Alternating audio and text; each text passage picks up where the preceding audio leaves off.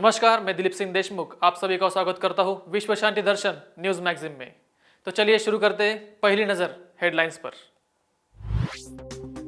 दो दोस्तों ने नौकरी छोड़कर शुरू की अपनी कंपनी। सस्टेनेबल होम की डांसिंग वॉल्स गर्मियों में रखती हैं ठंडा।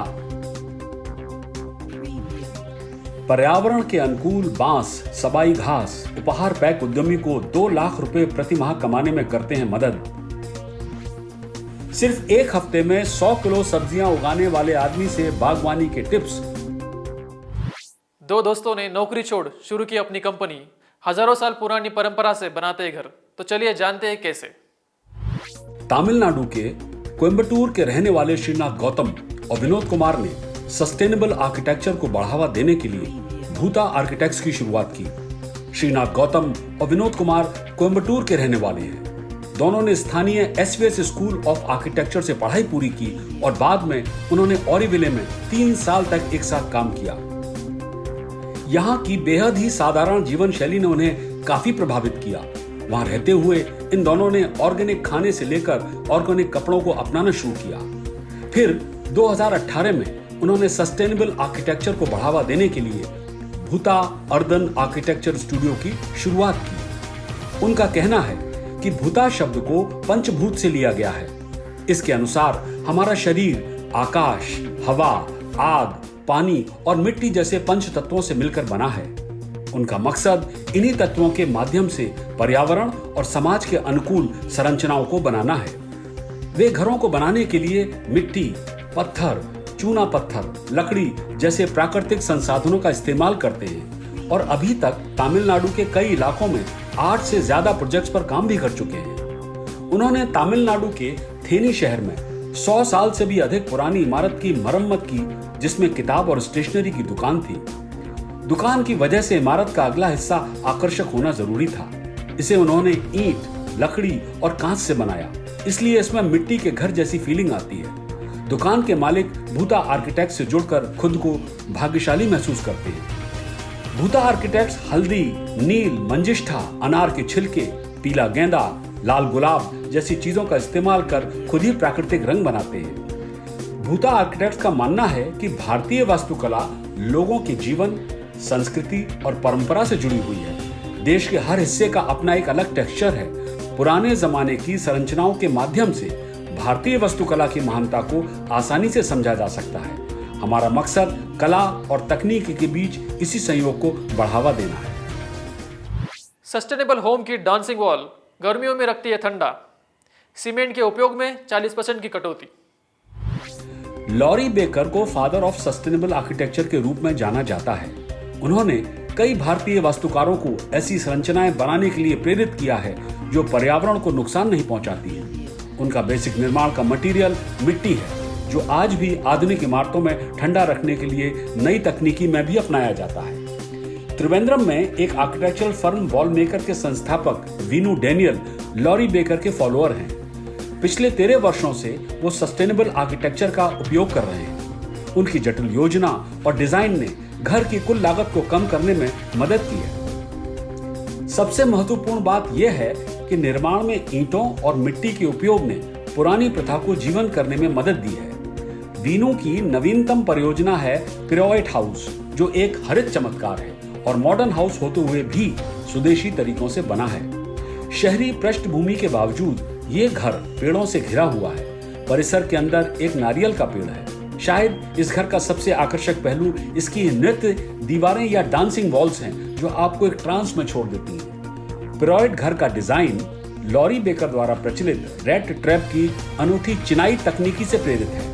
रेड ट्रैप चिनाई निर्माण विधि के तहत ईंटों को हॉरिजॉन्टल रूप से नहीं बल्कि वर्टिकल रूप से रखा जाता है, जिससे दीवारों में एक कैविटी बन जाती है। लेकिन दीवारों की मोटाई एक पारंपरिक ईंट की चिनाई की दीवार के समान ही रहती है। कैविटी के कारण ईंटों और मोर्टार की संख्या में कटौती होती है, जो कार्बन फुटप्रिंट्स और लागत को कम करने में मदद देती है।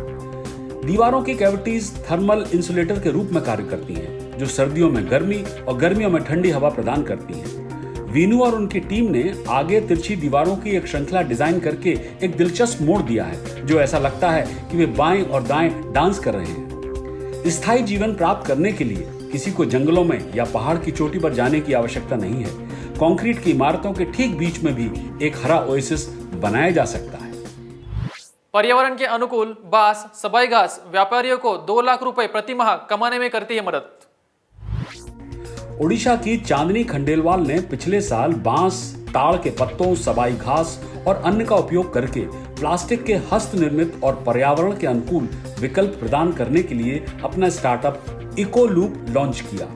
समय के साथ पर्यावरण की चिंता को ध्यान में रखते हुए इकोलूप लॉन्च हुआ, जो एक स्टार्टअप है और पर्यावरण के अनुकूल पैकेजिंग उत्पादनों पर ध्यान केंद्रित करता है। स्टार्टअप ने अपने उत्पादों को पूरे भारत में बेचा है, जिससे प्रति माह 1 से 2 लाख रुपए मासिक आय होती है। Chandni national institute of fashion technology यानी निफ्ट भुवनेश्वर की स्नातक हैं और हमेशा से कला और शिल्प में दिलचस्पी रही है। निफ्ट में चांदनी को उड़ीसा में कई शिल्प समूहों में भाग लेने का अवसर मिला, जहां छात्रों ने स्थानीय कारीगरों के साथ मिलकर काम किया है, जिन्होंने प्राकृतिक सामग्री से उत्पाद बनाए हैं। स्थानीय कारीगरों के साथ काम करते हुए उन्हें सबाई घास, बांस, ताड़ के पत्ते, पेपर मैश आदि जैसे क्राफ्टिंग के लिए उपयोग की जाने वाली कई प्राकृतिक सामग्री मिली।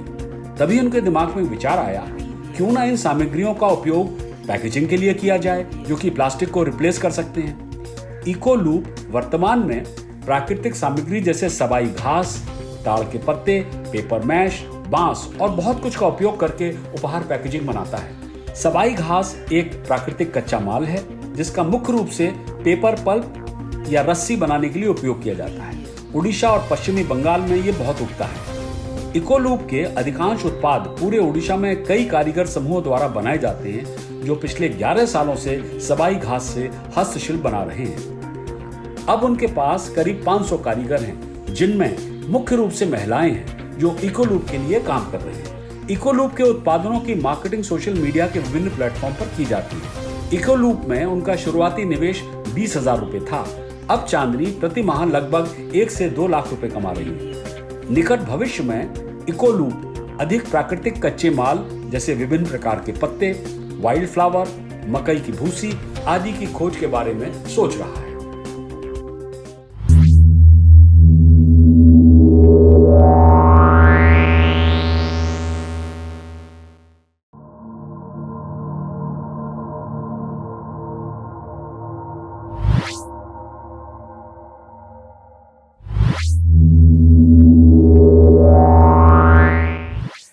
सिर्फ एक हफ्ते में 100 किलो सब्जियां उगाने वाले आदमी से लेते हैं टिप्स, जो गमलों में सब्जियां उगाने की कोशिश कर रहे हैं। उत्तर प्रदेश के नागेपुर गांव के नंदलाल मास्टर वाराणसी चले गए और 3 मंजिला घर बनाया, लेकिन जल्दी उन्हें अपनी ग्रामीण जीवन शैली याद आने लगी। खेती की पृष्ठभूमि से ताल्लुक रखने वाले वो खेत से काटी गई ताजी सब्जियों को मिस कर रहे थे। नंदलाल का कहना था कि उन्होंने जो बाजार से सब्जियां खरीदी वो उनके गांव की तरह ताजी नहीं थी। इसके अलावा वे रासायनिक युक्त थी और उनकी न्यूट्रिशनल वैल्यू भी कम थी। इतना ही नहीं, गांव में उनकी रसोई से निकला कचरा उनके खेत में डिकम्पोज हो जाता था, लेकिन शहरी व्यवस्था में यह संभव नहीं था। इसलिए नंदलाल ने अपनी 1000 वर्ग फुट की छत का उपयोग सब्जियां उगाने के लिए किया। आज उनकी छत एक हरा भरा स्वर्ग है, जो 200 गमलों की धूप में ढेर सारी केमिकल मुक्त सब्जियों से भरा हुआ है। इससे भी महत्वपूर्ण बात यह है कि उनके घर से रसोई का कचरा एक कंपोस्ट इकाई में चला जाता है, जो उनके पौधों के पोषण मूल्य को समृद्ध करता है। नंदलाल ने पहले पत्तेदार सब्जियां उगाना शुरू किया। बाद में उन्होंने बैगन, करेला, लौकी, फूल गोभी, भिंडी, लहसुन, ककड़ी, टमाटर और अन्य मौसमी सब्जियां उगाना भी शुरू किया। गांव से उनकी खेती के अनुभव और शून्य बजट प्राकृतिक खेती पर एक कार्यशाला में भाग लेने से उनकी सब्जी उगाने में काफी मदद मिली। नंदलाल ने एक सप्ताह में 100 किलो सब्जियां पैदा की। लगभग 70 किलो फूल गोभी, 3 किलो बैगन और लगभग 12 किलो लौकी की फसल थी। नंदलाल ने अपने आस पड़ोस के लोगों को सब्जी उगाने में रसायन मुक्त जीवन शैली की दिशा में एक कदम बढ़ाने के लिए प्रेरित भी किया है। और अब पेश है आज का तापमान। मुंबई उच्चतम 29, न्यूनतम 22, पुणे उच्चतम 29, न्यूनतम 16, नागपुर उच्चतम 24, न्यूनतम 14, नासिक उच्चतम 27, न्यूनतम 15। कोल्हापुर उच्चतम 31, न्यूनतम 16। इसी के साथ समाप्त करते हैं आज के न्यूज मैगजीन। तो देखते रहिए विश्व शांति दर्शन। नमस्कार।